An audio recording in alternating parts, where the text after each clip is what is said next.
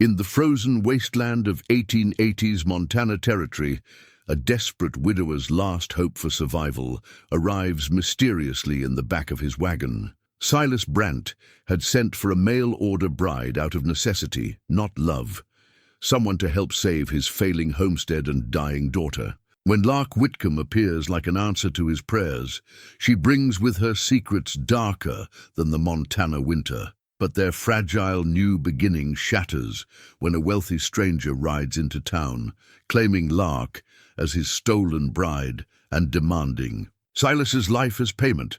What follows is a deadly game of survival where a broken man must choose between the safety of surrender and the dangerous path of protecting a woman whose past may destroy them all. But what terrible secret is Lark hiding that made her flee from a life of luxury into the arms of a struggling stranger? Before we jump back in, tell us where you're tuning in from. And if this story touches you, make sure you're subscribed, because tomorrow I've saved something extra special for you. The dawn broke grey and bitter over the Brant homestead, casting long shadows across the snow-covered fields that stretched toward the distant mountains. Silas pulled his worn coat tighter as he stepped from the cabin, his breath forming white clouds in the frigid air. The silence was profound here, broken only by the occasional crack of settling timber and the whisper of wind through the bare cottonwoods that lined the creek. 3 winters had passed since Sarah died, and the land seemed to remember her absence in every detail. The vegetable garden she had tended with such care now lay buried beneath 2 feet of snow. The fence posts she had painted a cheerful yellow, now weathered to grey splinters. Even the chickens seemed fewer, as if they too understood that hope had died with the woman who once scattered corn for them each morning with a song on her lips. Silas made his way to the barn, his boots crunching through the crusted snow. The structure leaned slightly to the east, another repair he couldn't afford to make properly. Inside, his breath steamed as he checked on the livestock that represented what little remained of his prosperity. 2 horses, both aging, but still strong enough for farm work. A handful of cattle that had survived the harsh winter better than he'd dared hope. A milk cow whose production had dropped significantly since the good hay ran out in January. As he worked through the morning chores, muscle memory guided his movements while his mind wandered to darker places. The letter he'd written 3 months ago sat heavy in his thoughts, a desperate plea sent east to a matrimonial agency in Chicago. He could still remember the weight of the pen in his calloused hand as he'd struggled to find words that might convince a woman to leave civilization for this God-forsaken corner of Montana Territory. Widower seeks wife for companionship and assistance with homestead and child care, he had written, the formal words feeling foreign on his tongue. Comfortable cabin, productive land, honest work available for the right woman. He had not mentioned the mounting debts, the failed crops, or the way the townspeople crossed themselves when they saw him coming. The sound of coughing from the cabin drew him back to the present. Emma, his 8-year-old daughter, had been battling the same persistent chest cold for weeks now. Without Sarah's knowledge of healing herbs and remedies, Silas felt helpless, watching his child grow paler and thinner with each passing day. The doctor in town charged more than Silas could afford for a house call, and the journey to town in this weather might kill Emma faster than the sickness itself. He finished the morning milking and gathered the few eggs the hens had managed to produce. Inside the cabin, Emma sat wrapped in quilts near the stone fireplace, her small frame almost disappearing beneath the layers of fabric. Her hair, once as golden as her mother's, had lost its luster, and her blue eyes seemed too large for her thin face. "Good morning, little bird," Silas said softly, using the pet name Sarah had given their daughter. "How are you feeling today?" Emma managed. A weak smile. "Better, Papa. Did the chickens lay any eggs?" 3, he said, holding up the basket. "Enough for breakfast, with a little left over." As he prepared their simple meal, Silas's gaze fell on the small wooden box that sat on the mantel above the fireplace. Inside, wrapped in a piece of faded silk, lay Sarah's wedding ring, a simple band of gold that had belonged to her grandmother. He had placed it there the day after the funeral, unable to bear keeping it, but equally unable to part with it permanently. The ring represented everything he had lost and everything he feared losing still. Sarah had been his anchor in this harsh land, the reason he had believed they could build something lasting here. Without her steady presence, her gentle wisdom, and her unwavering faith in their future, the homestead felt more like a prison than a home.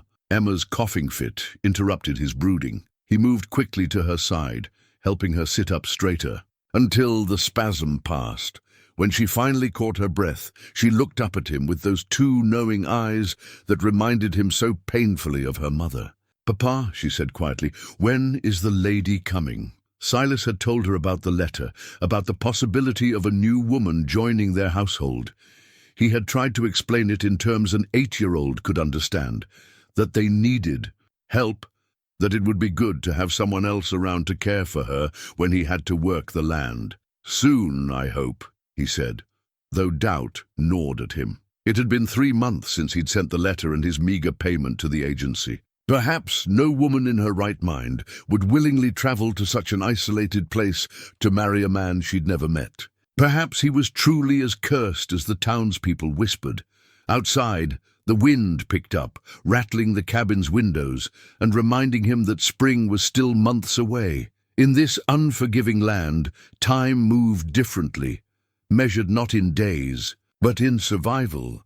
The town of Cedar Falls had seen better days, though those days seemed like distant memories now. What had once been a thriving community of 200 souls had dwindled to barely half that number as homesteaders abandoned their claims and moved on to more promising territories. The main street, which had bustled with activity during the brief silver boom of the early 70s, now stretched empty and windswept between buildings that sagged under the weight of accumulated snow and neglect. Silas guided his wagon down the rutted main thoroughfare, the wheels creaking in protest against the frozen ground. He had made this journey into town once a month for supplies, though each trip seemed to cost more while his ability to pay steadily diminished. The general store, Kellerman's Mercantile, still maintained a coat of paint that hadn't completely peeled away, making it one of the more prosperous-looking establishments on the street. Inside, the familiar smell of coffee, leather, and wood smoke greeted him. Heinrich Kellerman looked up from behind the counter, his expression shifting almost imperceptibly when he recognized his customer. The German immigrant had been fair enough in his dealings with Silas, but even Kellerman couldn't hide the wariness that seemed to follow Silas wherever he went these days.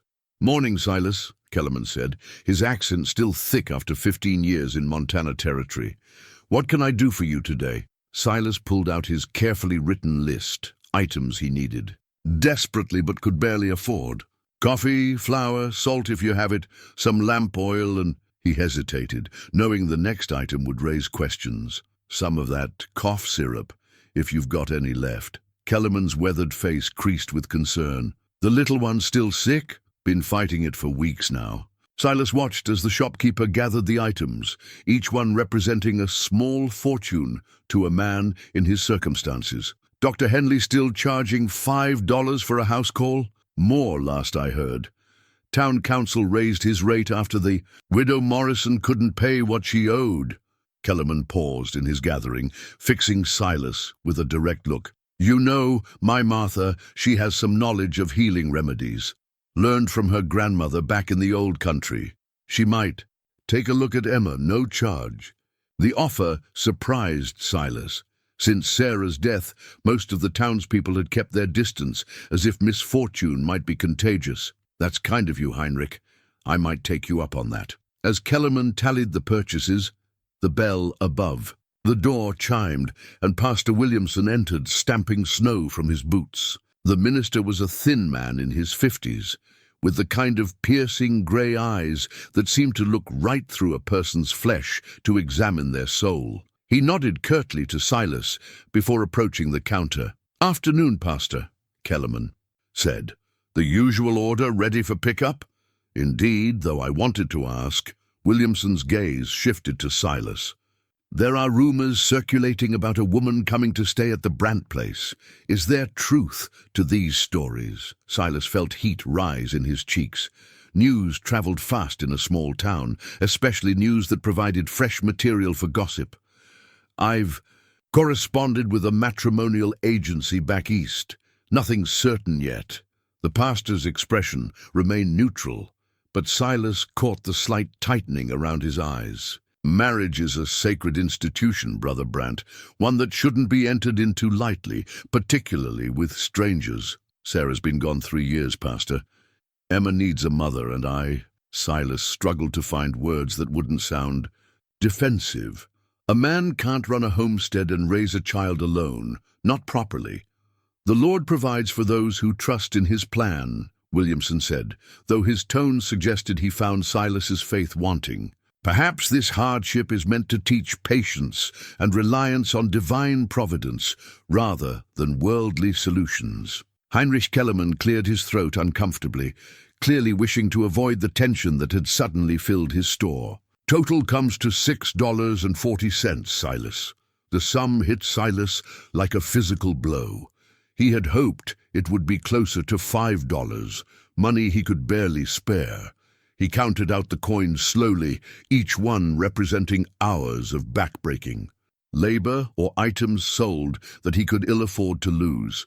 As he gathered his purchases, Pastor Williamson spoke again, his voice carrying the weight of moral authority. The registry shows 13 families have abandoned their claims in the past 2 years, Silas. Good Christian families who came here with honest intentions. This land tests a man's faith, and not all are found worthy of its blessings. The implication hung heavy in the air. Silas understood the subtext. His struggles were a reflection of some moral failing, some lack of righteousness that had brought divine displeasure upon his household. It was a sentiment he had heard whispered behind his back for months now. Outside, the wind had picked up, driving snow horizontally down the empty street.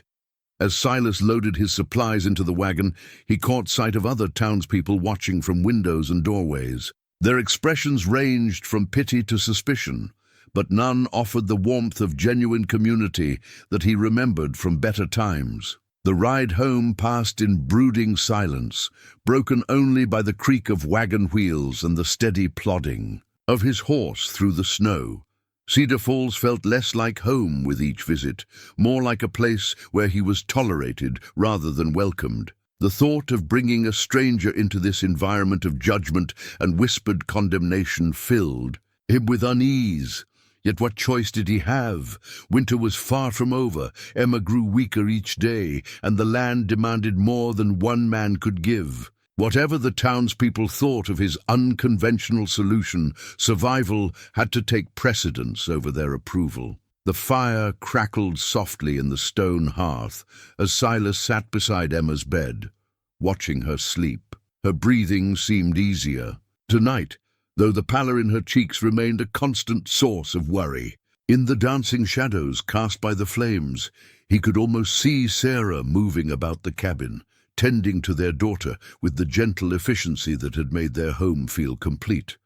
Sarah had been barely 18 when they married, a minister's daughter from Illinois, who had answered his advertisement in a Chicago newspaper.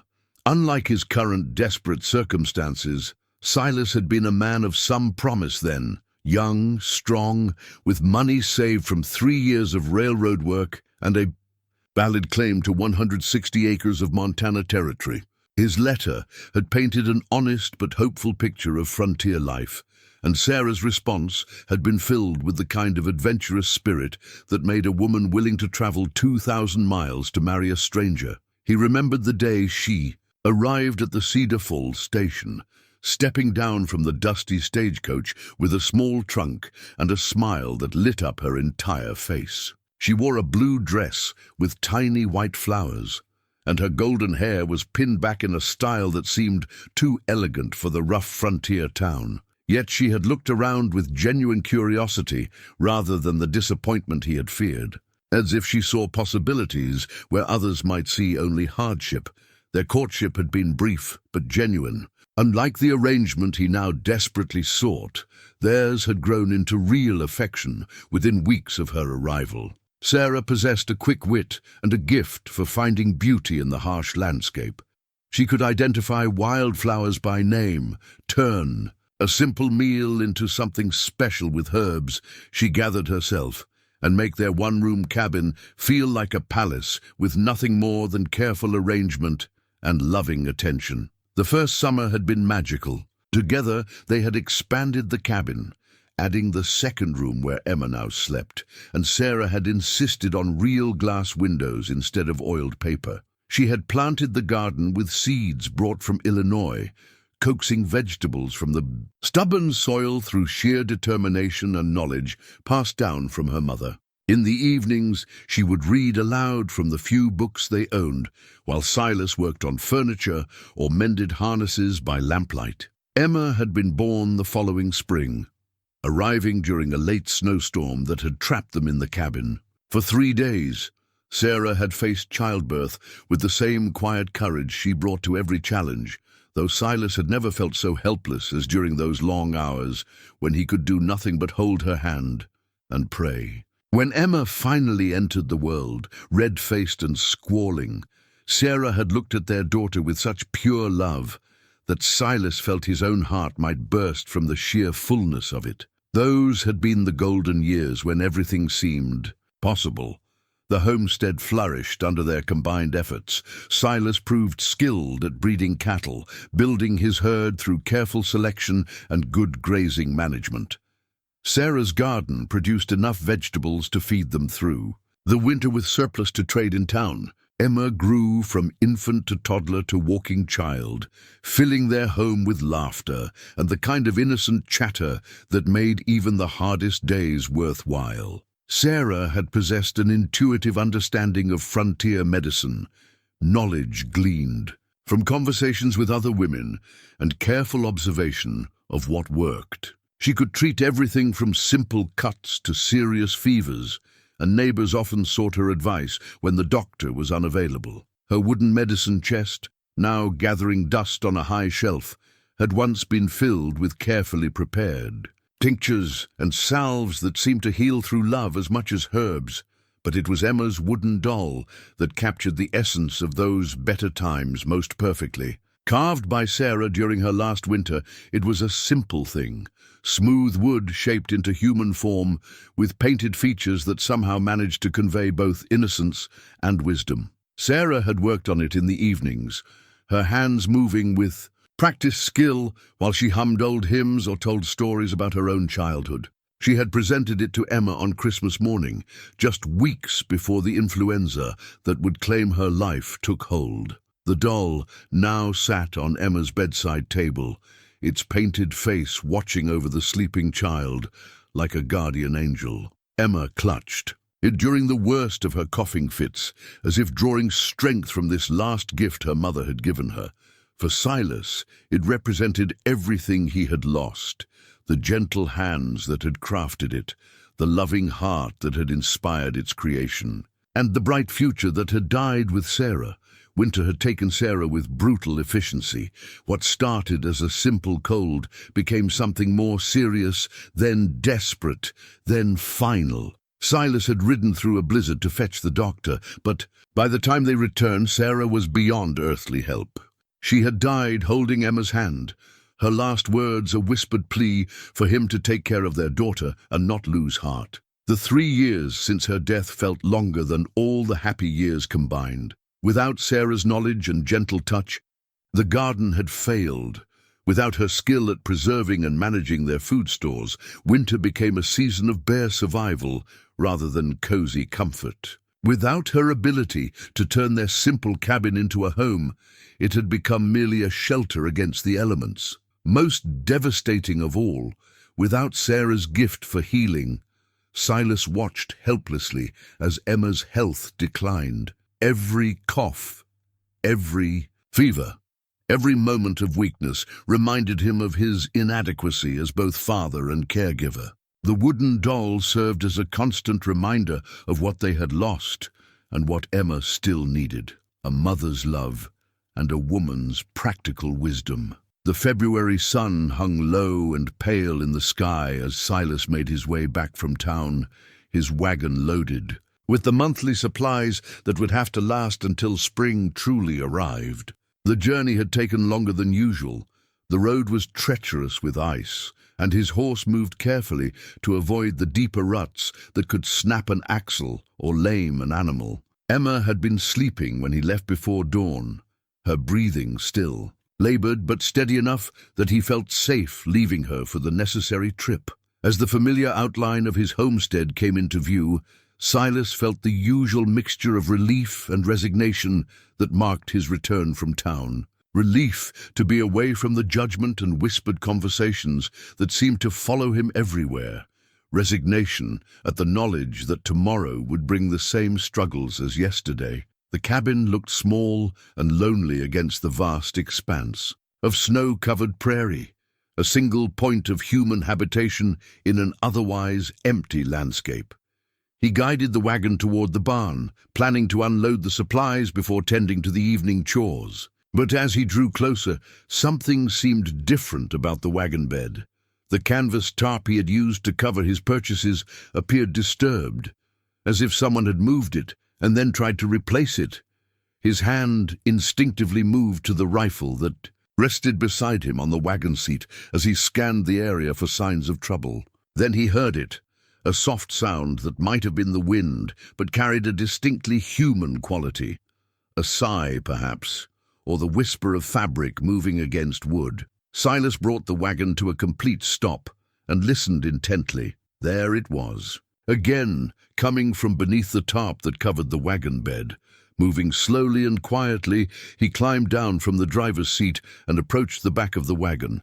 With one hand on his rifle and the other reaching for the canvas, he pulled back the covering to reveal what lay beneath.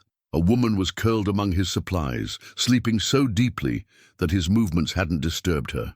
She was small and dark-haired, wrapped in a thin cloak that provided inadequate protection against the cold. Her face, peaceful in sleep, showed signs of exhaustion and perhaps hardship, though her features were refined in a way that spoke of better circumstances in the past. Beside her lay a worn leather satchel and what appeared to be a small book. For a long moment Silas simply stared, his mind struggling to process this unexpected discovery. How had she gotten into his wagon? When? He had been in town for several hours, conducting his business at the mercantile and speaking briefly with Heinrich Kellerman about his wife's offer to examine Emma. The wagon had been unattended for perhaps an hour while he visited the feed store and checked on the possibility of credit for spring seed. The woman stirred slightly, and Silas caught a glimpse of a letter clutched in her gloved hand. Even from a distance, he could make out his own name written in careful script across the envelope. Understanding began to dawn, bringing with it a mixture of amazement and apprehension. This had to be the mail-order bride he had requested through the matrimonial agency. But how had she found his wagon?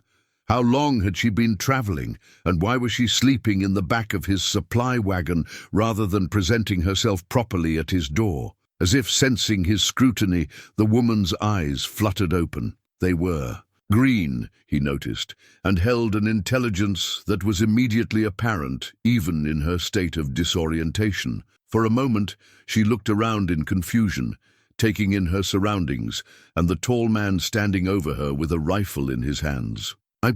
"Forgive me," she said, her voice soft but clear. "Are you Silas Brant?" "I am." He lowered the rifle, but didn't set it aside completely. "And you would be?" "Lark Whitcomb." She struggled to sit up among the flour sacks and bundles of supplies. "I believe you were expecting me, though perhaps not quite like this." Silas helped her climb down from the wagon, noting how unsteady she seemed on her feet. She was younger than he had expected, probably no more than 25, and carried herself with a dignity that seemed at odds with her current circumstances. "I sent word that I was coming," she continued, clutching her satchel and the mysterious letter. "But when I arrived in Cedar Falls, they told me you had already left for home. I took the liberty of waiting in your wagon. I hope you don't mind." Her explanation raised more questions than it answered, but the wind was picking up, and Emma would be waking soon. Whatever story this woman had to tell could wait until they were inside where it was warm. "Come," he said simply. "Let's get you out of this cold." The cabin felt smaller with 3 people in it, though Lark Whitcomb seemed to take up little space as she stood near the door, still clutching her worn satchel. She had declined Silas's offer to help with her belongings, and now she surveyed the modest interior with an expression that was difficult to read. Emma had awakened at the sound of voices and sat up in her bed, studying the stranger with the frank curiosity of childhood. "This is my daughter, Emma," Silas said, breaking the awkward silence that had settled over them. "Emma, this is Miss Whitcomb. She's come to help us." Lark moved closer to the child's bedside, her manner gentle but cautious. "Hello, Emma. Your father tells me you haven't been feeling well." Emma nodded solemnly, her thin fingers wrapped around her wooden doll. "I have a cough that won't go away. Papa says it's because of the winter, but I think it's because Mama went to heaven and took all the warm feelings with her." The simple statement hung in the air, revealing more about their family's grief than any adult explanation could have managed. Lark's green eyes softened, and she glanced at Silas with something that might have been understanding. "Sometimes when we lose someone we love, it does feel like the world gets colder," Lark said quietly. "But the warm feelings don't really leave. They just hide for a while, waiting for the right moment to come back." As evening settled around them, Silas found himself observing this woman who had appeared so unexpectedly in his life. She moved through the cabin with careful efficiency, accepting his offer of coffee and a simple meal of bread and preserved meat. Her manners spoke of education and refinement, yet she seemed comfortable enough in these humble surroundings. When he offered her Sarah's chair by the fire, she hesitated for a long moment before accepting. The gesture felt significant to both of them, though neither spoke of it directly. Instead, they engaged in the careful conversation of strangers learning to navigate shared space. "The journey from Chicago was difficult," Lark said, her hands wrapped around her coffee cup as if drawing warmth from the ceramic. "The weather turned bad just past Billings, and we were delayed for several days." "You came alone?" Silas asked, though he already suspected the answer. "Yes, I prefer to travel independently when possible." Something in her tone suggested there was more to that story, but she didn't elaborate. As they talked, Silas began to notice details that surprised him. When Emma had another coughing fit, Lark immediately moved to help her sit up and breathe more easily, her movements suggesting familiarity with caring for the sick. When she noticed the poor seal around one of the windows, she mentioned it casually, but with the knowledge of someone who understood how such details affected a household's warmth and comfort. Most intriguingly, she carried a small Bible in her satchel, the leather worn smooth from handling. But when she thought no one was looking, Silas caught her touching it with an expression that seemed more anxious than devout, as if seeking reassurance rather than comfort. "I should mention," Silas said as the evening wore on, "the arrangements we discussed in our correspondence. I don't expect anything immediate. You'll want time to settle in, to see if this life suits you." Lark nodded, relief evident in her posture. "I appreciate your understanding. This is all quite different from what I'm accustomed to." "What were you accustomed to?" The question came out before he could stop himself, and he immediately regretted its directness. For a moment, something flickered across her face, fear perhaps, or pain. "I lived with relatives in Chicago," she said carefully, "but circumstances changed, and I found it necessary to seek alternative arrangements." The explanation felt incomplete, but Silas recognized the tone of someone who had shared as much as they were willing to share. He had his own painful memories that he preferred to keep private. That night, as Lark settled into the small storage room that Silas had hastily prepared with blankets and a makeshift bed, the cabin felt different. Not quite like a home again, but less like a mausoleum of memories. Emma had smiled more in one evening than she had in weeks, and the sound of another woman's voice had brought a warmth that had nothing to do with the fire in the hearth. But as Silas lay in his own bed, listening to the wind howl around the cabin, walls, he couldn't shake the feeling that Lark Whitcomb was running from something.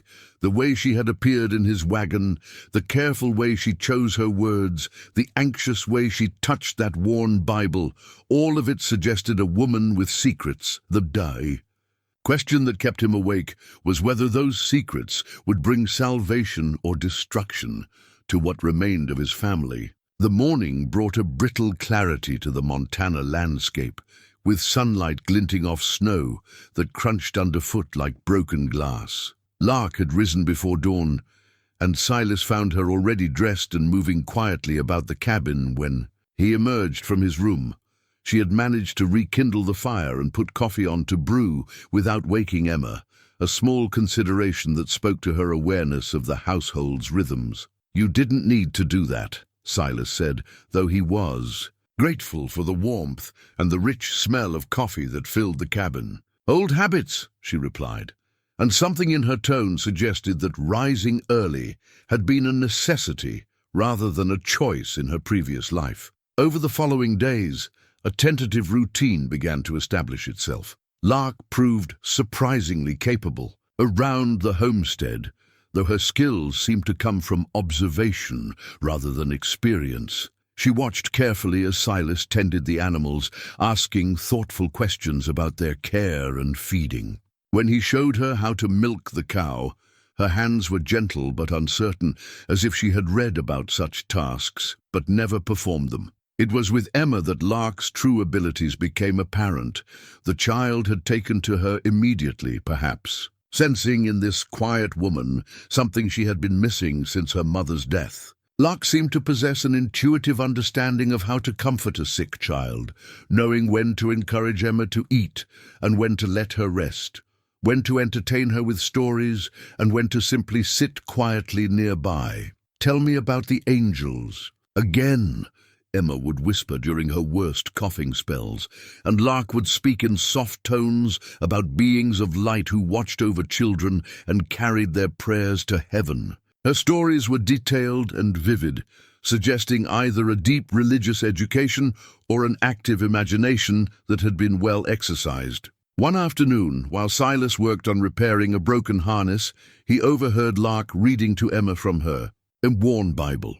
But instead of the familiar passages he expected, she was telling the story of Ruth and Naomi, about a woman who left everything familiar to follow someone else's family into an uncertain future. The choice of story seemed deliberate, as if Lark was trying to understand her own situation through the lens of ancient narrative. "Why did Ruth go with Naomi?" Emma asked. "Wasn't she scared to leave her home?" "I think she was very scared," Lark said, thoughtfully.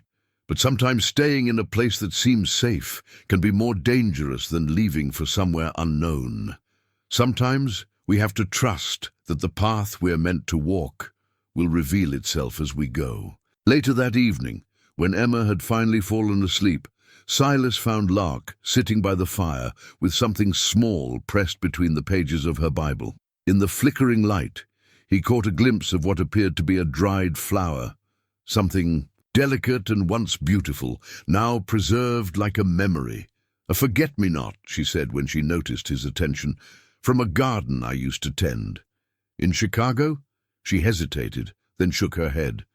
"Before Chicago, when I was younger and thought I understood what my life would become." The flower was tiny, its blue petals faded to pale gray, but she handled it with the reverence usually reserved for precious jewels. Whatever memory it represented seemed both treasured and painful, a connection to a past she couldn't quite bring herself to leave behind. "We all make plans that don't work out the way we expect," Silas said gently. "The trick is learning to make new ones." "Is that what you're doing? Making new plans?" The question caught him off guard with its directness. "I'm trying to, for Emma's sake, if not my own." As the weeks passed, small moments of connection began to accumulate between them. Lark's presence in the cabin brought a kind of peace that Silas hadn't realized he was missing. Not the passionate love he had shared with Sarah, but something quieter, a sense of partnership in the daily struggle of survival. She proved remarkably resourceful in ways that continued to surprise him. When Emma developed a fever, Lark mixed a remedy from herbs she somehow knew to look for among Silas's limited supplies. When a winter storm trapped them inside for 3 days, she organized activities that kept Emma entertained and distracted from her illness. When their food stores ran lower than expected, she suggested ways to stretch their meals that spoke of experience with scarcity. Yet for all her helpfulness, Lark remained an enigma. She flinched when doors slammed unexpectedly. She always positioned herself where she could see both the entrance and the windows. At night, Silas sometimes heard her moving restlessly in her small room, as if sleep brought dreams she preferred to avoid. The pressed flower seemed to be her most precious possession, more valued even than the Bible that held it. Sometimes he would catch her looking at it with an expression of such profound sadness that he wondered what tragedy had forced her to leave that earlier garden behind. But gradually, he began to notice changes in her as well. The lines of tension around her eyes softened slightly. She smiled more easily, especially when Emma made her laugh with childish observations. The way she moved through the cabin became less careful, more natural, as if she was beginning to believe that this might truly be a place where she could belong. The fragile bond growing between them felt as delicate as that pressed flower, something that needed careful tending if it was going to survive the harsh realities of frontier life. March brought the first hints of spring to the Montana territory, though winter still held the land in its grip, with occasional blizzards that reminded everyone not to trust the warming sun too quickly. Lark had been with them for nearly a month now, and while she had settled into the rhythm of their daily life, certain inconsistencies in her story had begun to trouble Silas. It started with small things, the way she handled fine china when they ate their simple meals, as if such delicate items were familiar to her. The precise way she spoke, with diction that suggested education far beyond what most frontier women possessed. Most tellingly, there were moments when she forgot to be careful about her past, letting slip references to things that didn't align with her claimed background as a minister's daughter from modest circumstances. One afternoon, while sorting through her few belongings to do washing, Silas discovered something that made him pause. Hidden in the lining of her traveling bag was a torn piece of what appeared to be an expensive photograph, the kind taken in fine studios in eastern cities. The fragment showed part of an elegant dress and a woman's hand, wearing what looked like a substantial ring. The photographic paper was of high quality, and the clothing visible in the portion that remained spoke of wealth and social position. When he mentioned finding the photograph that evening, Lark's reaction was immediate and telling.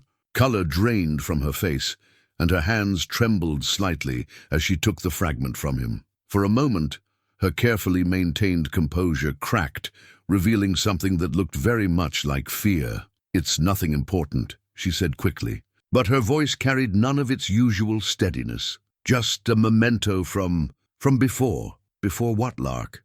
Silas asked gently. "I've been patient about your past, but I'm starting to think there are things you haven't told me, things that might be important for me to know." She was quiet for so long that he wondered if she would answer at all. When she finally spoke, her words came carefully, as if she was weighing each one before allowing it voice. "I told you I lived with relatives in Chicago," she began. "That was true, but not complete. My circumstances there were complicated. I was engaged to be married to a man my guardian chose for me, a wealthy man with substantial business interests." The admission hung between them like a physical presence. Silas felt his stomach tighten as he began to understand the implications of what she was telling him. "What happened to change that?"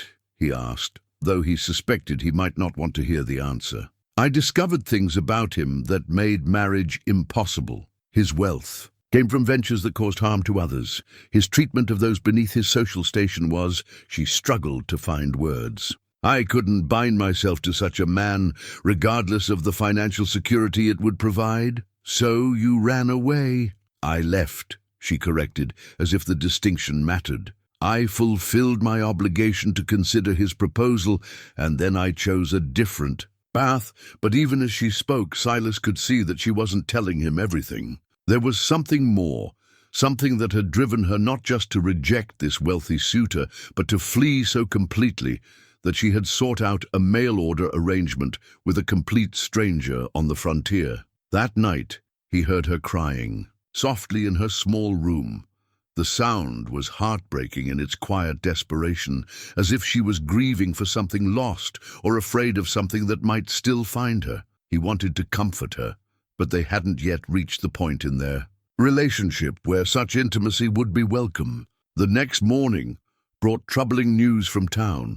When Heinrich Kellerman made his weekly delivery of supplies to the more remote homesteads, he mentioned that strangers had been asking questions in Cedar Falls. Well-dressed men who seemed to have money to spend and specific interest in whether any new women had arrived in the area recently. They claimed to be railroad surveyors, Heinrich told Silas as he unloaded flour and coffee. But they asked too many questions about personal matters for men supposedly interested in land rights and roots. Silas felt a chill that had nothing to do with the morning air. What kind of questions? About mail-order brides? About women traveling alone? They seemed particularly interested in anyone who might have come from back east in the past few months. Heinrich paused in his work to fix Silas with a concerned look. They mentioned your name specifically. The news confirmed Silas's growing suspicion that Lark's past was catching up with her, and that her presence on his homestead might bring danger to them all. When he shared Heinrich's information with Lark that evening, her reaction told him everything he needed to know about the seriousness of their situation. She went pale as moonlight, and her hand moved instinctively to her throat, as if she couldn't quite catch her breath. The torn photograph trembled in her fingers as she clutched it like a talisman against approaching doom. "He found me," she whispered, and in those 3 words, Silas heard the sound of their fragile peace beginning to shatter. The knowledge that someone was actively searching for Lark changed everything between them. What had been a cautious arrangement born of mutual necessity transformed into something deeper as they found themselves bound together by shared danger. In the days following Heinrich's warning, Silas noticed how Lark watched the horizon with anxious eyes, and how she startled at every unexpected sound. It was during this tense period that their relationship began to shift from polite cooperation to genuine intimacy. Faced with the possibility that their time together might be limited, both seemed determined to make the most of whatever peace they could find. Silas found himself working closer to the cabin, reluctant to leave Lark and Emma alone for extended periods. Lark, meanwhile, threw herself into domestic tasks with an intensity that suggested she was trying to create as much normalcy as possible before it was taken away. One evening, as they sat by the fire after Emma had fallen asleep, Silas began working on a piece of wood with his carving tools. The rhythmic scraping of knife against pine seemed to calm them both, providing a peaceful counterpoint to the wind that howled around the cabin walls. Lark watched his hands as he worked, fascinated by the way rough lumber gradually took shape. Under his patient attention, "What are you making?" she asked softly. "A horse," he replied, holding up the partially carved figure. Emma mentioned that her doll might like a companion, something to ride when she goes on adventures. The gesture was simple, but Lark seemed to understand its deeper significance. In the midst of their uncertainty, Silas was still thinking about his daughter's happiness, still believing in a future where such small gifts would matter. "You have gentle hands," she observed. "I wouldn't have expected that from a man who works such hard land." Sarah used to say the same thing. He paused in his carving, remembering. She said a man who could make beautiful things from rough wood would always find a way to create something good, no matter how difficult the circumstances. She sounds like she was a wise woman. She was, but wisdom doesn't protect you from influenza or harsh winters or the 100 other things that can go wrong out here. His voice carried the weight of old grief, but also something new, a tentative hope that perhaps he might find happiness again. As the evenings passed, their conversations grew more personal. Lark began to share memories of her childhood, carefully, edited stories that revealed glimpses of a privileged upbringing she had tried to leave behind. She spoke of tutors and music lessons, of gardens where she had learned to tend flowers, of books that had opened worlds beyond her immediate experience. "I always thought I would have my own garden someday," she said one night, watching Silas add details to the wooden horse. "Somewhere I could grow things that existed purely for their beauty, not just their usefulness." "You could have that here," Silas said carefully. "When spring truly arrives, we could clear a space for flowers. Emma would love to help plant them." The offer hung between them, heavy with implications about permanence and shared futures. Lark's eyes filled with tears. She quickly blinked away. "That's a beautiful thought," she whispered, "but I'm not sure I have the right to make such plans." It was then that Silas set down his carving tools and really looked at her. This woman who had appeared in his wagon like an answer to prayer, and who now seemed poised to disappear just as mysteriously. In the firelight, her face showed the strain of carrying secrets too heavy for one person to bear alone. "Lark," he said gently, "whatever brought you here, whatever you're running from, you have a choice about what happens next. You're not just a victim of circumstances beyond your control, aren't I?" She laughed, but there was no humor in the sound. "You don't know what he's capable of, what he's already done to ensure I fulfill the obligations he believes I owe him. Then tell me, help me understand what we're facing." For a moment, he thought she might finally share the whole truth, but then Emma coughed in her sleep, and the sound seemed to remind Lark of how much more than her own safety was at stake. Instead of confessing her deepest secrets, she reached out and touched the wooden horse Silas had been carving. "It's beautiful," she said, changing the subject with deliberate care. "Emma will treasure it." But as she spoke, her fingers lingered on the smooth wood, tracing the curves he had shaped with such patient attention. The touch seemed to calm her, as if the simple act of connecting with something he had created offered a kind of peace she rarely allowed herself. "I've never had anyone make something just for my happiness," she admitted quietly. "Everything beautiful in my life before this came with obligations or expectations attached." The confession revealed more about her past than any of her carefully guarded stories had managed. Silas understood then that whatever wealth and privilege she had known, it had come at a cost that made his humble cabin seem rich by comparison.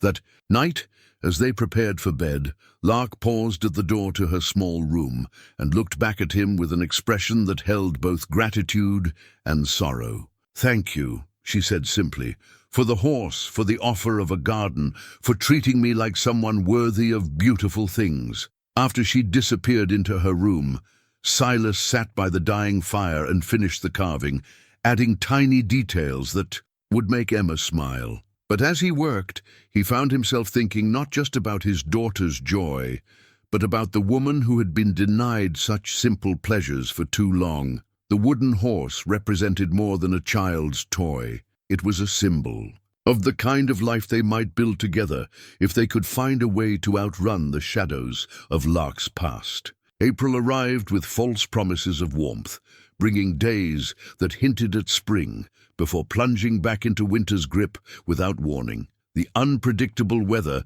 seemed to mirror the tension that had settled over the Brant homestead as news from town grew increasingly ominous. Heinrich Kellerman's weekly visits now brought reports of continued inquiries from the well-dressed strangers, and their questions had grown more specific and more urgent. It was during one of these visits that Lark's worst fears began to take concrete shape.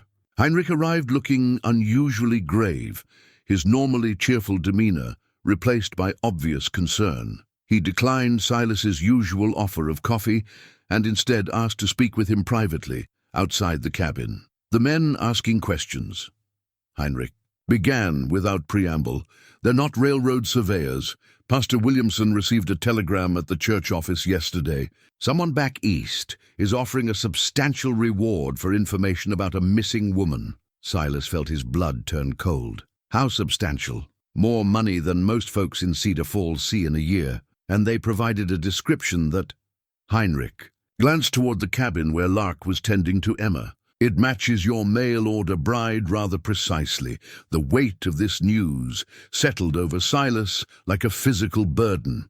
A reward of that magnitude would turn even friendly neighbors into potential enemies. In a struggling frontier town where every family faced financial hardship, such a sum represented security that few could afford to ignore. There's more, Heinrich continued reluctantly. The telegram mentioned legal documents, claims of breach of contract, theft of property. Whoever is looking for her has lawyers involved, and they're threatening to involve territorial authorities if she isn't returned voluntarily. That evening, Silas shared Heinrich's warning with Lark, watching as each piece of information seemed to drain more color from her face. When he finished, she sat in silence for several long minutes, her hands clasped so tightly in her lap that her knuckles showed white. "How long do you think we have?" she asked finally. "Not long. Money talks loud in a place like Cedar Falls, especially when it's accompanied by legal threats." Lark reached into her dress and withdrew something she had kept hidden until now, a silver locket that caught the firelight and threw tiny rainbows across the cabin walls. The piece was clearly valuable, ornate in a way that spoke of wealth and refined taste. She opened it to reveal a miniature portrait of a young woman who looked remarkably like Lark herself, though dressed in clothes that suggested an earlier era. "This was my mother's," she said quietly, "and her mother's before that. It's the only thing of real value I managed to bring with me when I left Chicago." Silas studied the locket, understanding immediately why she had kept it hidden. Such an obviously expensive piece would have raised questions about her claimed background. And more importantly, it represented the kind of traceable connection that could lead her pursuers directly to her door. "The woman in the portrait," Larky continued, "she faced a similar choice to mine. She was promised in marriage to a man chosen by her family, a man whose wealth was built on suffering and exploitation. But she chose love over security, scandal over safety. What happened to her? She died young. Some said it was her heart, weakened by the stress of defying social convention. Others whispered that her rejected suitor had found ways to make her life so difficult that she simply couldn't continue." Lark's voice grew soft with old sorrow. "I used to think she was foolish to throw away everything for principles. Now I wonder if she was the only one in our family who truly understood what mattered." The locket represented more than family history. It was a symbol of the pattern that seemed to repeat through generations of women in her family, each forced to choose between security and autonomy, wealth and freedom. By wearing it, Lark was claiming kinship with those who had chosen the harder path. "Roland Keene," she said suddenly, and the name fell from her lips like a curse. "That's who's looking for me. He's the man I was supposed to marry, and he doesn't accept defeat gracefully." The name meant nothing to Silas, but the way Lark spoke it told him everything he needed to know about the man's character. This wasn't simply a rejected suitor nursing wounded pride. This was someone with the resources and determination to pursue what he considered his property across half a continent. "What exactly did you do that made him so determined to get you back?" Silas asked, though he wasn't sure he wanted to hear the answer. Lark's hand went to her throat, a gesture he had noticed before when she was particularly distressed. "I discovered something I wasn't supposed to know, something that would ruin him if it became public knowledge. And he thinks you'll expose him? He knows I will, if he forces me to choose between his reputation and my freedom." The admission changed everything. What Silas had assumed was a simple case of a runaway bride was actually something far more dangerous.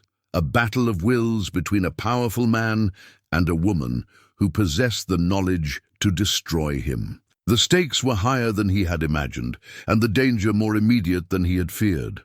Outside, the wind began to howl with renewed fury, as if nature itself was warning them that their time of peace was coming to an end. The sound of approaching hoofbeats cut through the morning stillness like a blade, sending ice through Silas's veins as he recognized the deliberate pace of riders who knew exactly where they were going. He had been splitting wood behind the cabin when the noise reached him, and now he stood frozen with the axe in his hands, listening to what sounded like destiny approaching down the frozen trail. Lark must have heard it too, because when he looked toward the cabin, she was already standing in the doorway with Emma behind her, one protective hand on the child's shoulder. Her face had gone pale as winter moonlight, but her posture remained straight and defiant, as if she had always known this moment would come, and had prepared herself to meet it with whatever courage she possessed. 3 riders crested the small rise that led to the homestead, their horses steaming in the cold air. The man in the lead sat his mount with the easy confidence of someone accustomed to having others bend to his will. He was perhaps 35 years old, well-dressed in a way that immediately marked him as an outsider in this rough country. His coat was tailored wool, his boots polished leather, and his hat bore none of the practical modifications that frontier life demanded. Everything about him spoke of wealth and power, and the absolute certainty that both would be sufficient to solve any problem he might encounter. Behind him rode 2 men who were clearly hired help, the kind of hard-faced individuals who made their living ensuring that their employers' wishes were carried out regardless of local laws or customs. They wore gun belts with the casual ease of professional violence, and their eyes swept the homestead with the calculating assessment of men evaluating potential resistance. "Mr. Brant, I presume," the lead rider said as he brought his horse to a stop near the cabin. His voice carried the cultured accent of Eastern education, but underneath lay something cold and implacable. "I am Roland Keene. I believe you have something that belongs to me." Silas stepped forward, still holding the axe, but keeping it low and non-threatening. He could feel the weight of the moment, understanding that how he handled the next few minutes might determine whether anyone left this encounter alive. "Mr. Keene," he replied carefully, "you've traveled a long way. What brings you to Montana territory?" Roland's smile was thin and predatory. "I think we both know the answer to that question. I've come to collect my fiancé and return her to Chicago, where she belongs." From her position in the doorway, Lark finally spoke, her voice carrying clearly across the yard. "I am not your fiancé, Roland. I never agreed to marry you, and I never will." "Ah, Larkspur," Roland said, using what was apparently her full name with possessive familiarity, "still as stubborn as ever, but I'm afraid your preferences in this matter are irrelevant. We have a binding contract, signed by your legal guardian and witnessed by appropriate authorities." He reached into his coat and withdrew a leather portfolio, extracting several official-looking documents. Even from a distance, Silas could see the impressive seals and formal script that marked them as legal instruments of significant importance. "As you can see," Roland continued, "I have every right to reclaim what was stolen from me. Miss Whitcomb was promised in marriage as part of a business arrangement that has already been consummated financially. Her departure from Chicago represents breach of contract and theft of valuable consideration." "She's not property to be reclaimed," Silas said, his temper beginning to rise despite his efforts to remain calm. "In the eyes of the law, she most certainly is." Roland's tone remained pleasant, but his eyes had gone cold as winter stone. Her guardian accepted substantial payment for her hand in marriage. When she fled without fulfilling her obligations, she became a debtor in default. I have every legal right to pursue recovery of my investment. The casual way he spoke of Lark as an investment rather than a human being made Silas's grip tighten on the axe handle, But before he could respond, Roland continued with the smooth confidence of a man accustomed to getting his way. "Of course, I'm not unreasonable. I understand that Mr. Brant here may have been an innocent party in this deception. Larkspur can be quite convincing when she sets her mind to it." His smile was poisonous in its false warmth. "I'm prepared to compensate you for any expenses you may have incurred in housing and feeding my property. Shall we say $50 for your trouble?" The offer was clearly meant to be generous enough to eliminate any principled objections Silas might have too. Surrendering Lark. In Roland's world, every man had a price, and $50 was more than most frontier farmers saw in months of hard work. "She's not for sale," Silas said flatly. "Everything is for sale, Mr. Brant. It's simply a matter of finding the right price." Roland's pleasant facade began to slip, revealing something darker underneath. "However, if you prefer to be difficult about this, I should mention that I also have a warrant for your arrest on charges of harboring a fugitive and interfering with the lawful recovery of property." The legal documents suddenly felt less like papers and more like weapons, pointed directly at everything Silas had left to lose. Sheriff Thomas Mackenzie arrived at the Brant homestead within hours of Roland Keene's initial confrontation. His presence, lending official weight to what had previously been a personal dispute. Silas watched from his cabin window as the lawman dismounted and spoke quietly with Roland near the horses, their conversation punctuated by the rustle of papers and the occasional gesture toward the cabin where Lark waited with Emma. Mackenzie had been sheriff of Cedar Falls for 8 years, long enough to earn a reputation for fairness tempered by pragmatism. He was a man who understood that frontier justice sometimes required flexibility in the application of territorial law.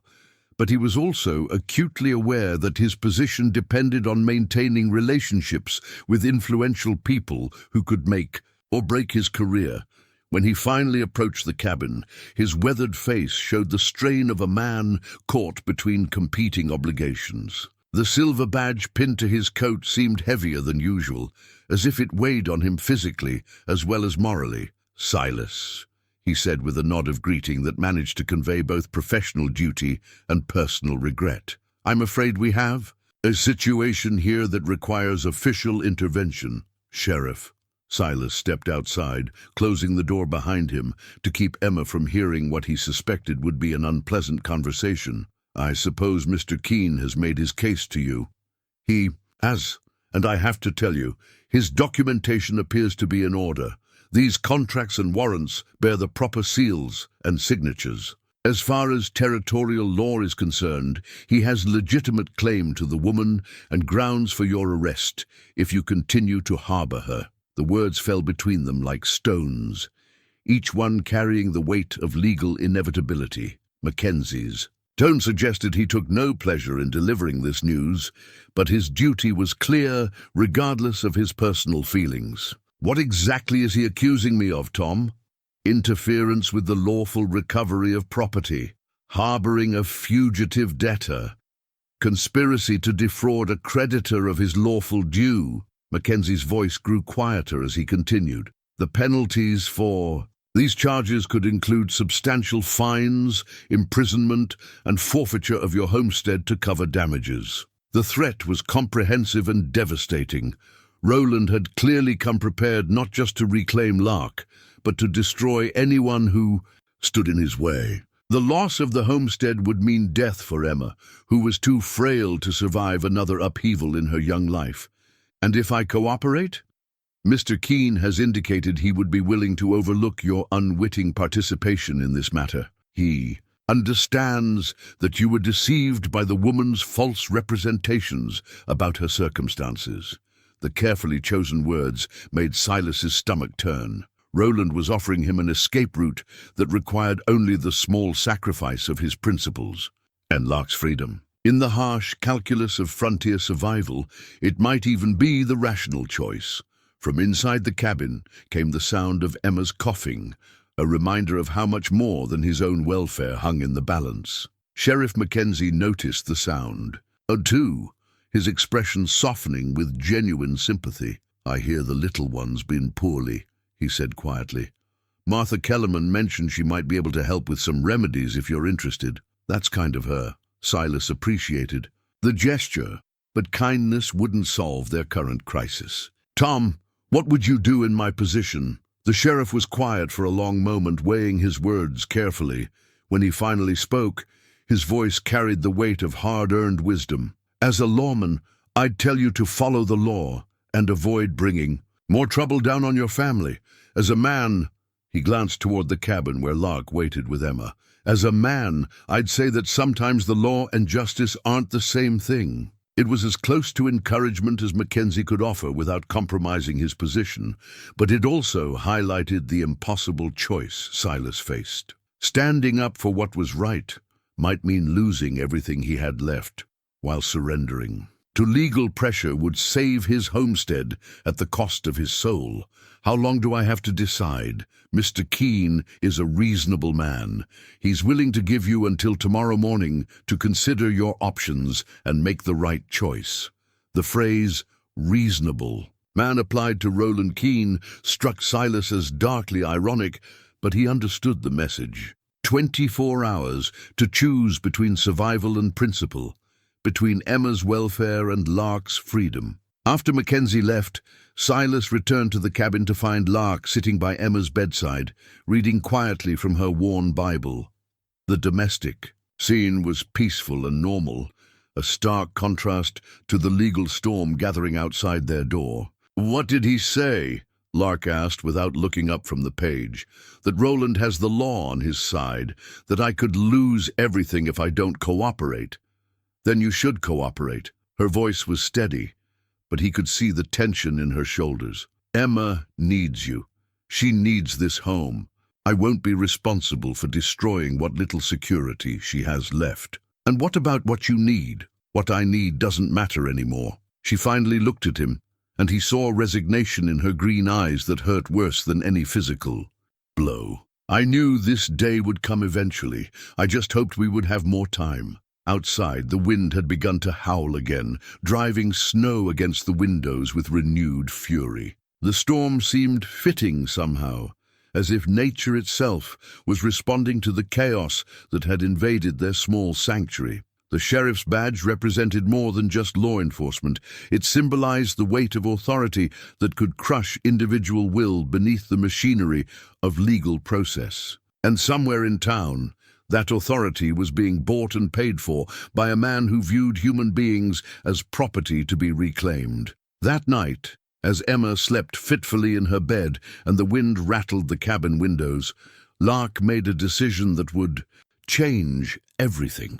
She could no longer allow Silas and Emma to face destruction because of secrets she had carried alone for too long. The weight of her hidden truth had become unbearable, and the approaching deadline forced her to choose between continued silence and the possibility of salvation through confession. "Silas," she said quietly, drawing his attention from the fire, where he had been staring into the flames with the hollow-eyed look of a man facing impossible choices. "There's something I haven't told you about why I left Chicago. Something that makes Roland's pursuit even more dangerous than you realize." He turned to face her, and she saw in his eyes the same patient gentleness that had drawn her to trust him in the first place. But what she was about to reveal would test that trust beyond anything she had asked of him before. From her dress pocket, she withdrew a small glass vial, no bigger than her thumb. The container was innocuous enough, but the clear liquid inside caught the firelight in a way that seemed somehow ominous. Her hands trembled slightly as she held it, and when she spoke, her voice barely rose above a whisper. "This is laudanum," she said, "but not the kind used for medicinal purposes. This has been concentrated, refined into something far more potent, something deadly." Silas stared at the vial, understanding beginning to dawn in his expression. "Lark, what did you do?" "I tried to poison Roland Keene."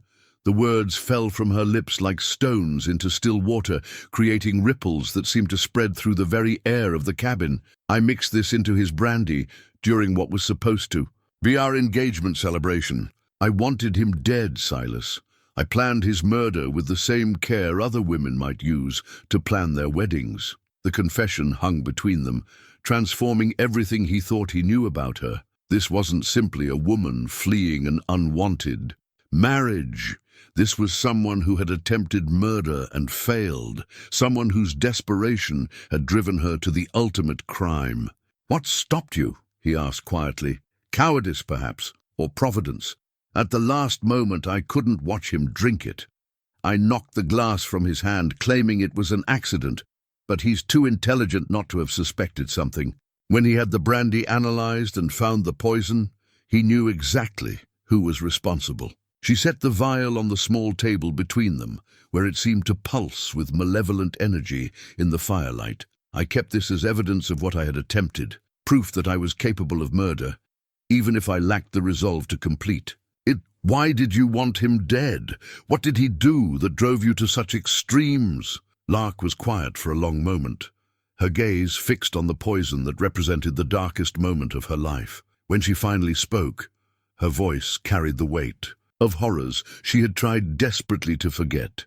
"Roland's wealth comes from human trafficking. He owns interests in several businesses that appear legitimate on the surface: import companies, shipping concerns, employment agencies.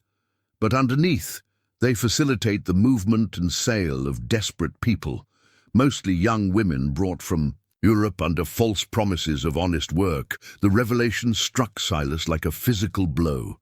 He had known Roland was unscrupulous, but this was evil on a scale that defied comprehension. "I discovered this by accident," Lark continued. "I was in his study one evening when a telegram arrived from one of his associates. The message was brief, but it made reference to a shipment of merchandise that would be distributed to buyers in various cities. When I asked about it, Roland laughed and explained the nature of his business as if it were the most natural thing in the world." "He told you directly? He bragged about it?" "He seemed to take pleasure in shocking me, in demonstrating the extent of his power over vulnerable people. He showed me ledgers detailing transactions, correspondence with buyers, even photographs of some of the women he had sold." Her voice broke slightly. "He said that once we were married, I would help him expand the operation, that my refinement and education would be useful in recruiting new victims." The vial of poison suddenly seemed less like evidence of attempted murder and more like a desperate attempt at justice. Silas understood now why Lark had been driven to such extremes and why Roland's pursuit was so relentless. "He can't let you live free," Silas said, the full implications becoming clear. "You know too much about his operations." "Exactly. This isn't about a broken engagement or wounded pride. If I remain free, I represent an existential threat to his entire criminal enterprise. He'll never stop hunting me, and he'll destroy anyone who tries to help me." The poison sat between them like a physical manifestation of the evil they faced, a reminder that sometimes good people were driven to contemplate terrible actions when confronted with true wickedness.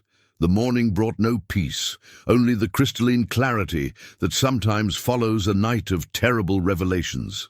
Silas had slept little, his mind churning with the implications of what Lark had told him. The woman he had begun to love was not just fleeing an unwanted marriage.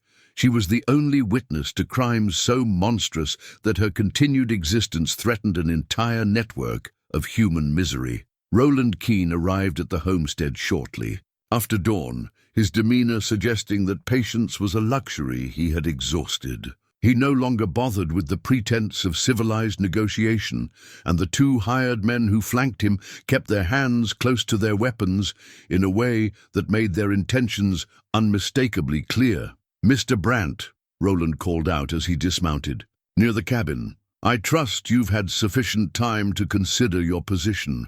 I'm here to collect what belongs to me and conclude this unfortunate business." Silas stepped outside, and this time he carried his rifle openly. The weapon felt heavier than usual in his hands, weighted with the knowledge that he might actually need to use it before this confrontation ended.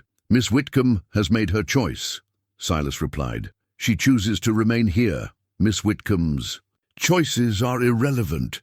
Roland's mask of civility had finally slipped, revealing the cold calculation that lay beneath. She is bound by legal contract and financial obligation.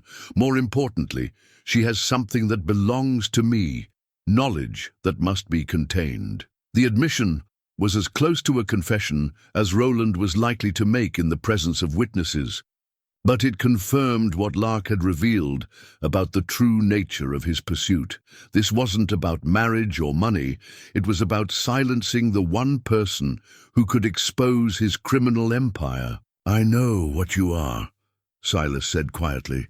"I know what your business really involves, and I know why you can't afford to let her go." Roland's eyes narrowed, but his voice remained controlled. "Knowledge can be dangerous, Mr. Brant, particularly when possessed by those who lack the wisdom to use it properly." From inside the cabin came the sound of Emma's morning cough, a reminder of the innocent life that hung in the balance.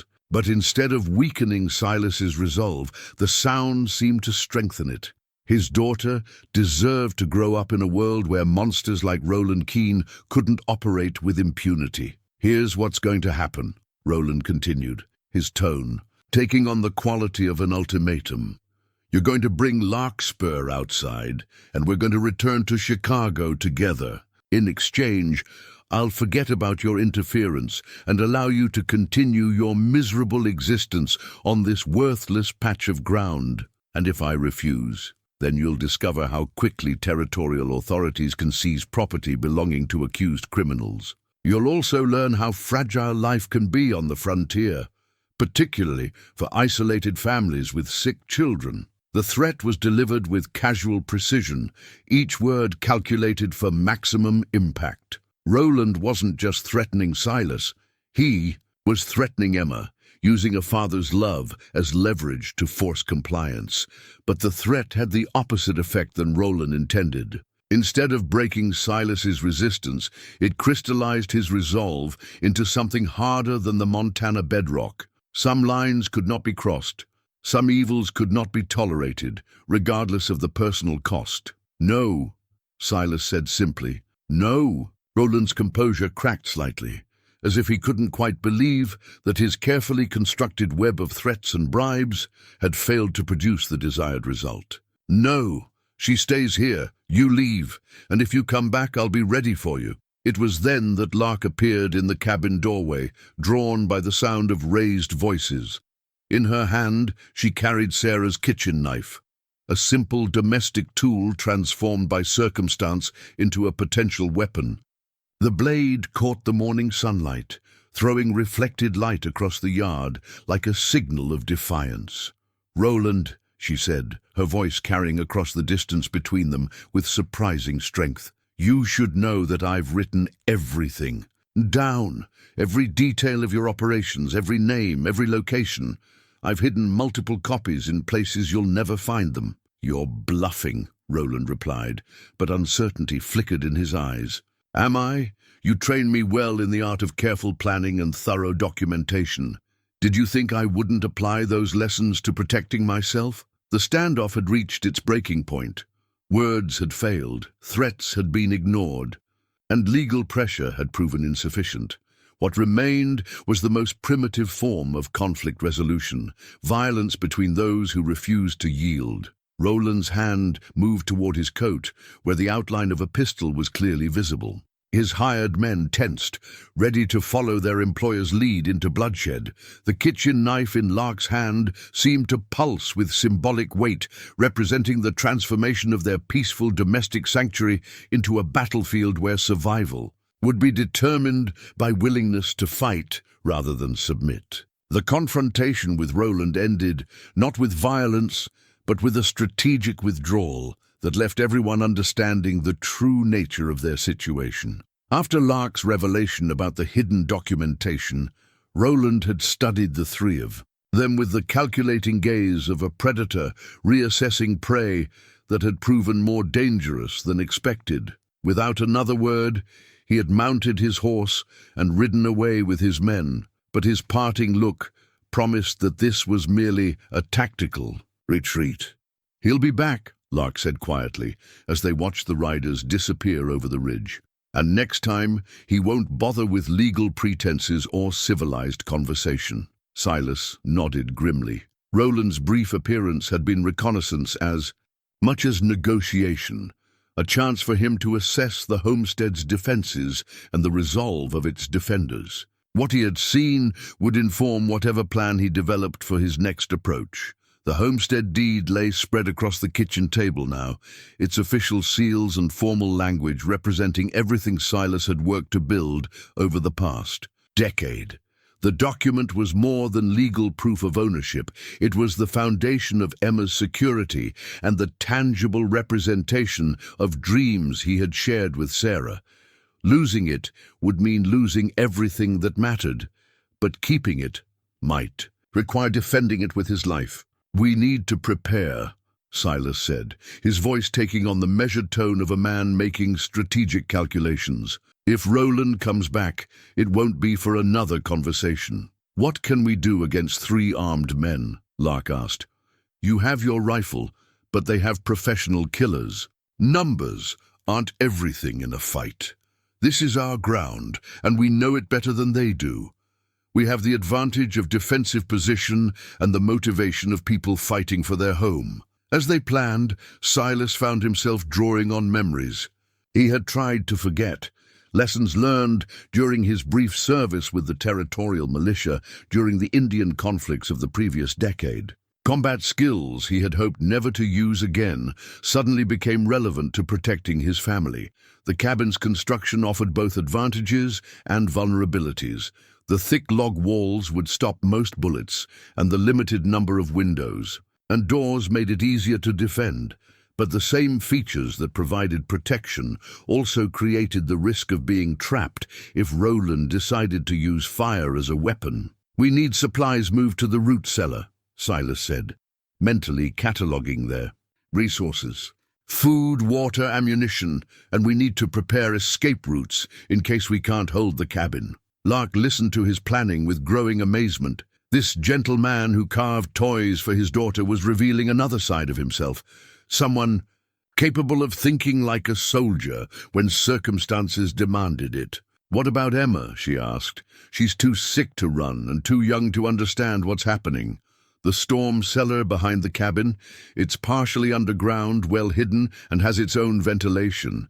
If things go badly, you can take her there and wait, and leave you to face them alone, if necessary." The quiet determination in his voice reminded Lark why she had come to care for this man so deeply. He was prepared to sacrifice himself for her and Emma without hesitation, driven by a sense of honor that seemed almost archaic in its purity. As they worked through the afternoon, moving supplies and checking the cabin's defenses, neighbors began arriving with news from town. Heinrich Kellerman was the first, bringing word that Roland had been seen at the hotel, apparently settling in for an extended stay.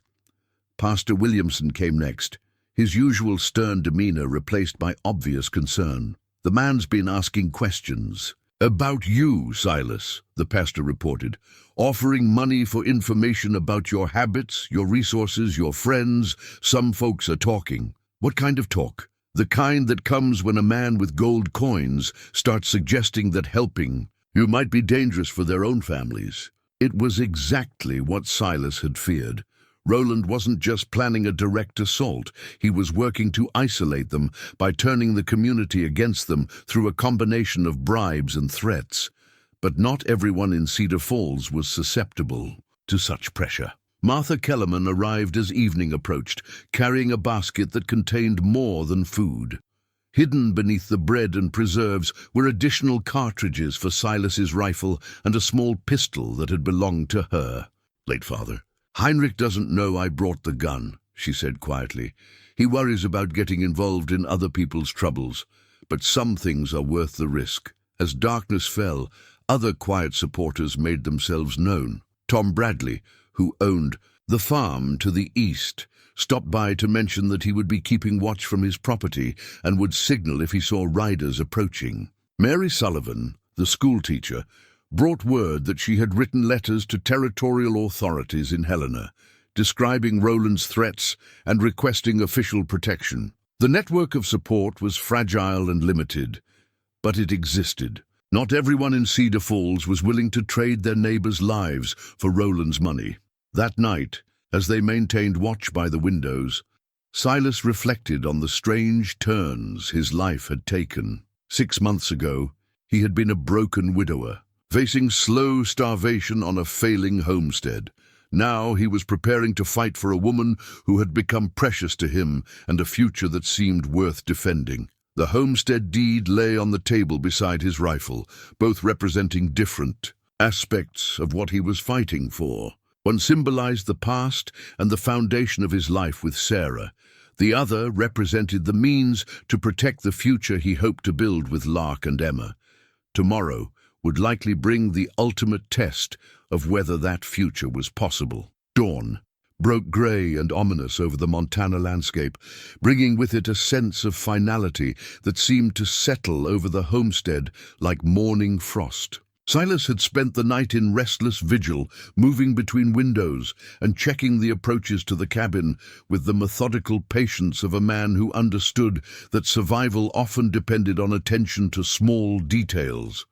Emma's condition had worsened during the night, her breathing more labored and her fever higher than it had been in weeks. The stress of the situation seemed to be affecting her physically, as if her small body was responding to the tension that filled the cabin like a living thing.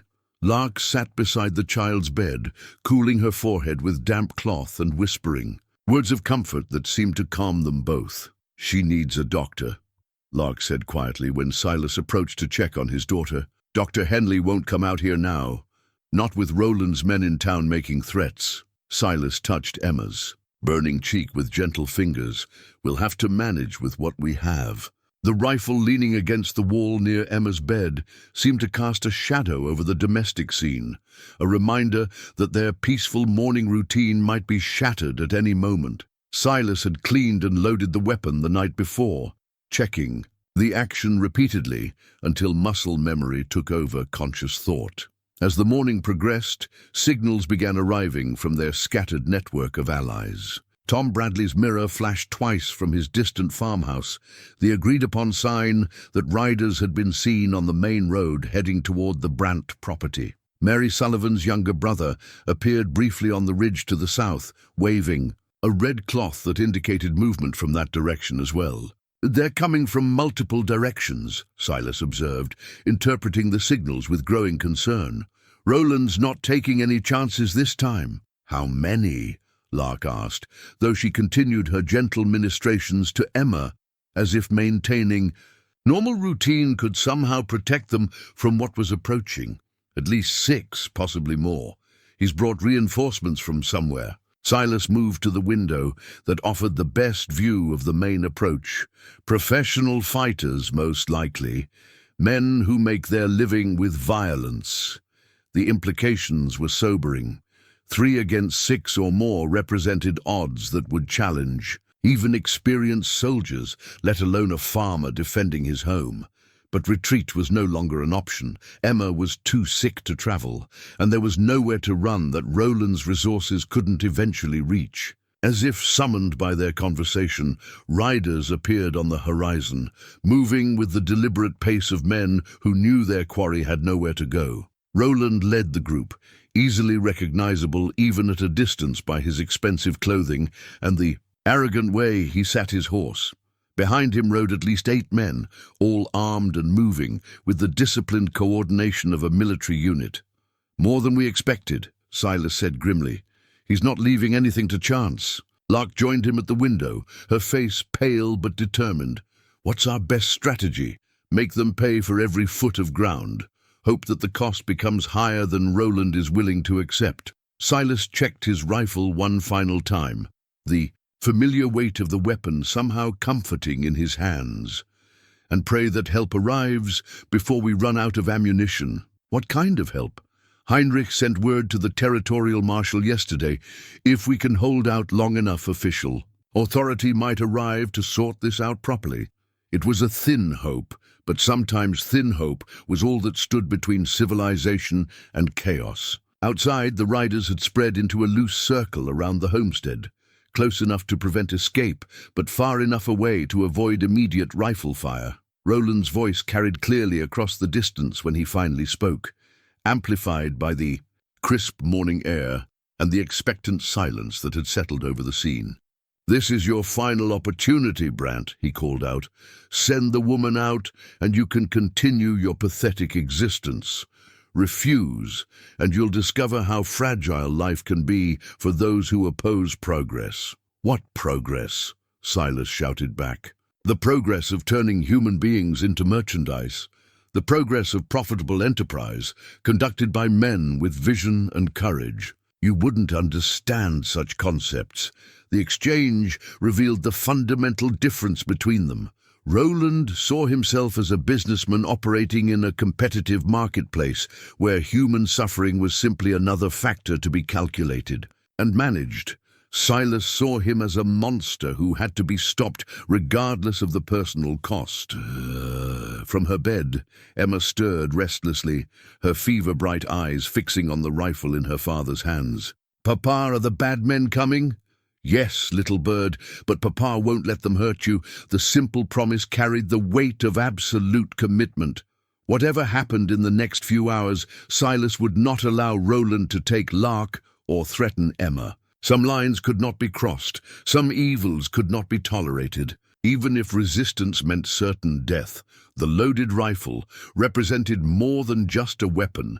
It was the physical manifestation of his determination to protect everything he had come to value in his hard-won life on the frontier. The attack began, not with dramatic charges or shouted threats, but with the methodical precision of professionals who understood that violence was simply another tool to achieve business objectives. Roland's men moved with coordinated efficiency, approaching the cabin from multiple angles while maintaining cover behind outbuildings and natural features of the landscape. Silas fired the first shot when one of the attackers broke cover near the barn, the rifle's sharp crack echoing across the homestead like thunder. The bullet found its mark, sending the man spinning to the ground, but before the echo faded, return fire began striking the cabin walls with deadly intent. "Stay down," Silas called to Lark as bullets splintered the logs around the windows. "Keep."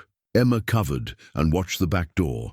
The battle settled into a deadly rhythm of advance and retreat, with Roland's men probing for weaknesses in the cabin's defenses, while Silas tried to make each shot count. His ammunition was limited, and every missed shot brought him closer to the moment when the rifle would become useless weight in his hands. From her position near Emma's bed, Lark watched through a gap in the chinking between logs, tracking the movement of attackers who thought themselves hidden. When one of them crept close enough to the cabin's rear wall to pose a direct threat, she called out directions that allowed Silas to place a shot that sent the man scrambling back to safety. "Two more coming around the left side," she reported, her voice steady despite the chaos erupting around them.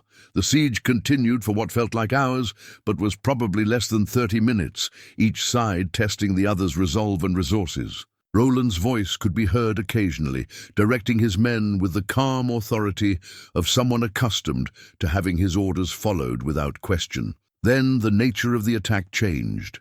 Instead of continuing the careful, probing assault, Roland's men began preparing for a coordinated rush that would overwhelm the cabin's defenses through sheer numbers. Silas recognized the shift in tactics and understood that the decisive moment had arrived. "They're going to charge," he told Lark, "all at once, from multiple directions. I can't stop them all. What do we do?" Before he could answer, a new sound reached them from the distance.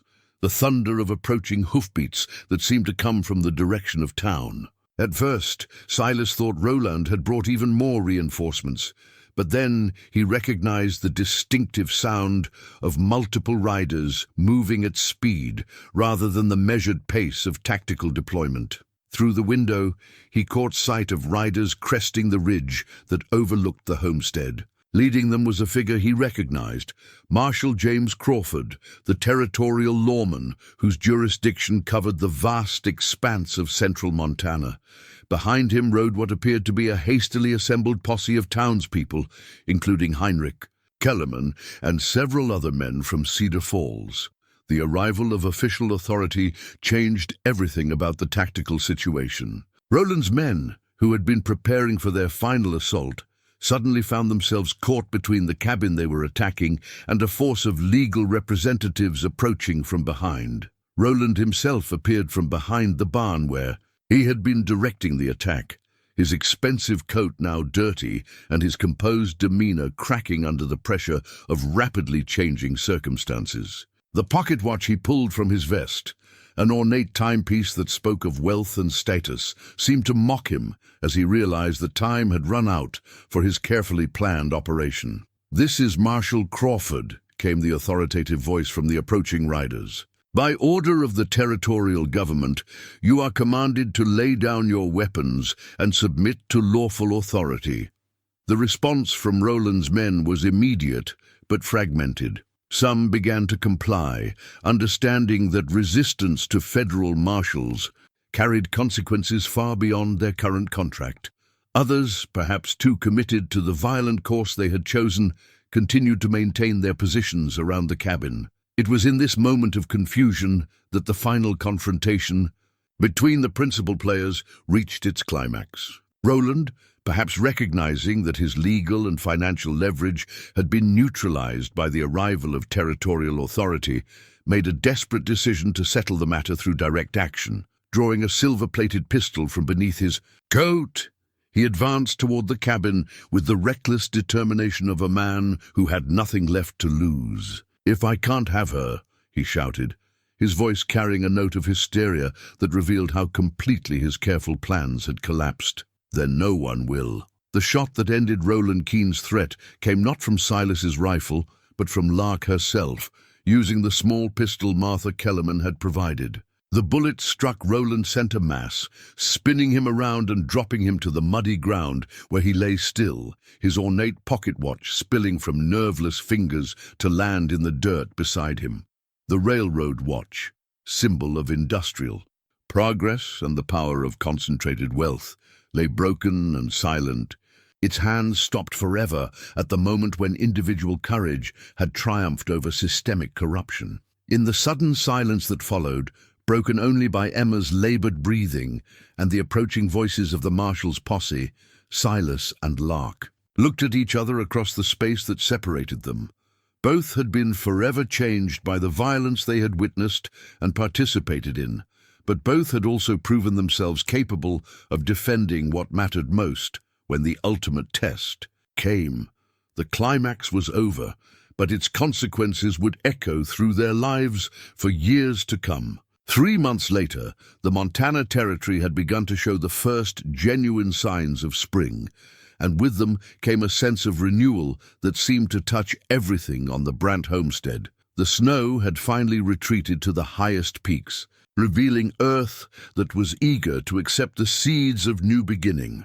Emma's recovery had been as gradual as the changing season, but just as certain. With Lark's careful nursing and the medicine that Marshal Crawford had brought from Helena, the child's cough had finally faded, replaced by the bright laughter that had been missing from the cabin for too long. She sat now in the afternoon sunshine, playing with the wooden horse her father had carved, while nearby Lark tended to the garden they had planted together. The investigation into Roland Keene's criminal enterprises had vindicated everything. Lark had told them and more.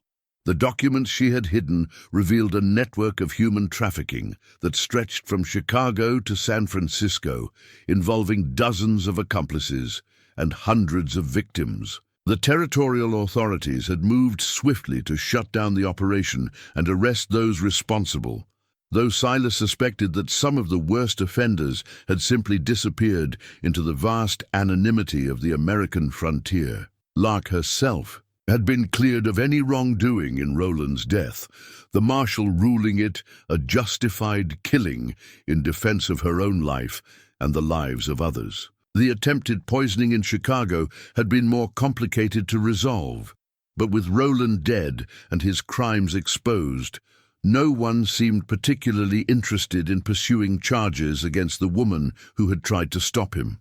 On Lark's finger now rested a simple band that Silas had carved from local cherry wood, its modest appearance belying the profound commitment it represented. They had married quietly in the Cedar Falls church, with Pastor Williamson performing a ceremony that acknowledged both the unconventional nature of their courtship and the genuine love that had grown from desperate circumstances. The new wedding ring represented everything that Roland's wealth and legal documents could not: a union based on choice rather than coercion, love rather than possession, hope rather than fear. It was rough-hewn and imperfect, but it was theirs, created by hands that knew the value of honest work and gentle care. "Emma's getting stronger every day," Lark observed, as she straightened from her work in the garden, brushing soil from her hands with the satisfied gesture of someone who had found peace in simple tasks. "So are we all," Silas replied, watching his daughter chase butterflies between the rows of vegetables that were already showing promising growth. The homestead that had once felt like a monument to loss and failure now hummed with the quiet activity of a family building something lasting together. The wounds left by violence and trauma were healing, though like all such injuries, they would leave scars that would serve as permanent reminders of how precious their peace truly was. As evening approached and they gathered around the table for their simple meal, Silas reflected on the strange paths that had brought them together. A mail-order bride arrangement born of desperation had somehow transformed into genuine partnership, and a homestead that had been dying of neglect now flourished under the care of three people who understood the true value of what they had found. Outside, the Montana wind still howled across the vast landscape, but inside their cabin, warmth and laughter had returned at last. The wooden wedding ring caught the lamplight as Lark reached across the table to help Emma with her food, and in that simple gesture Silas saw all the future he had ever wanted.